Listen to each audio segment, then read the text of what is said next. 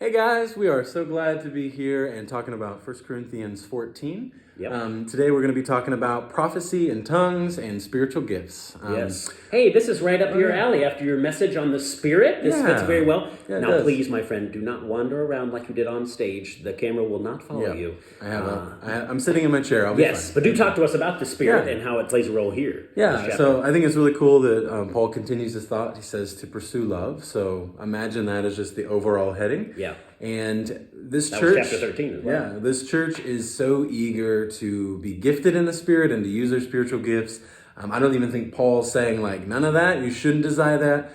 What he does though is he actually does clarify some things, and we're going to talk through those. The first of which that he clarifies, he's like, if you're going to use the gifts that the Spirit's given you, one of them he names is prophecy, and he actually names prophecy as the most helpful or the most What does upbuilding. he mean by prophecy? I think of like foretelling the future and the scary Old Testament prophets. Yeah. What does So he mean? there's a couple of things that it could mean. I'm more general just in my approach to this word. I see it in 1 Corinthians, I see it in Romans, and I see it as a continuing function for the church today. So when you say, Matt, go ahead and prophesy for us, Whoa. it's not like call down, visions and Cast tell the the future. future, yeah.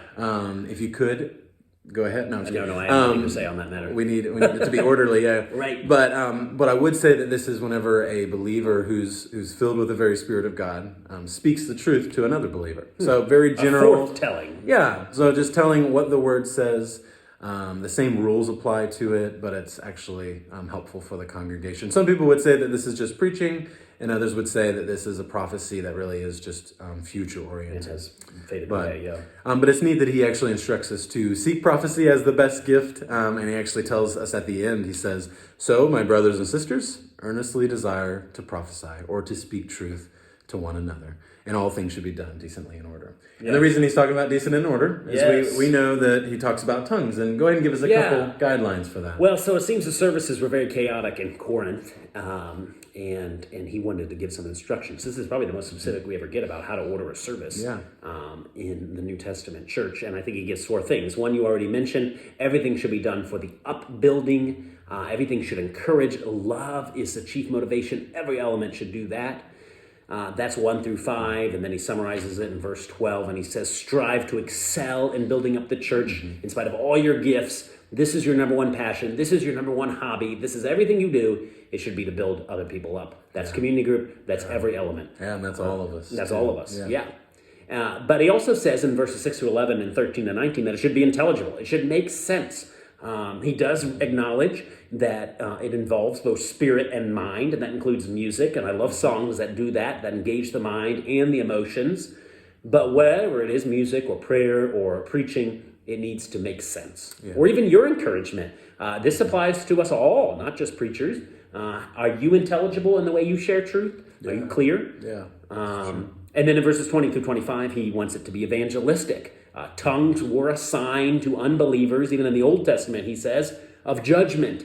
But prophecy, encouraging one another, building each other up, that's a sign to both believers to encourage them, but also even to unbelievers, and they could get saved. And we certainly want that in our services and even in our community groups. Yeah, that's so true. And then finally, he wants it to be orderly, and that's where you're at, and that's where it ends, 26 through 40.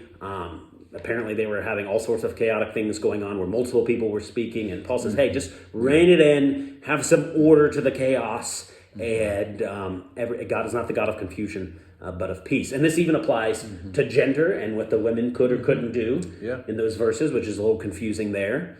Yeah, I think one of the things to say on that note as we conclude is Paul's bringing in the same framework of authority into the conversation about the church. Right. And those words, women should keep silent in the churches, can be very heavy and poignant, and they can kind of hit you the wrong way.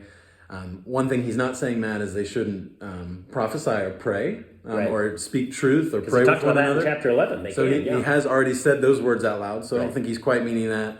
I think specifically here, Matt, he's talking about this weighing of the prophecy. Weighing these things is probably most often applies to preaching in our context today.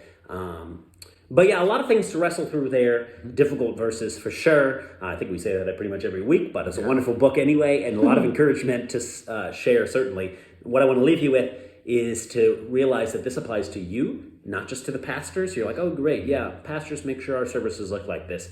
It applies to us all. We're all responsible for that. Whether it is just the encouragement in the atrium or the participation in the service singing with both heart and mind, or even in a community group setting. Are you doing these things? Are you keeping these things in mind? Are you building up each other? We need that, each of us, to participate in that. We're all gifted differently to do that. But how are you using your gifts to build up your group, to build up this church, all for the glory of God and all through the Spirit? Hope you're encouraged with that. Hope you have a great discussion. Bye.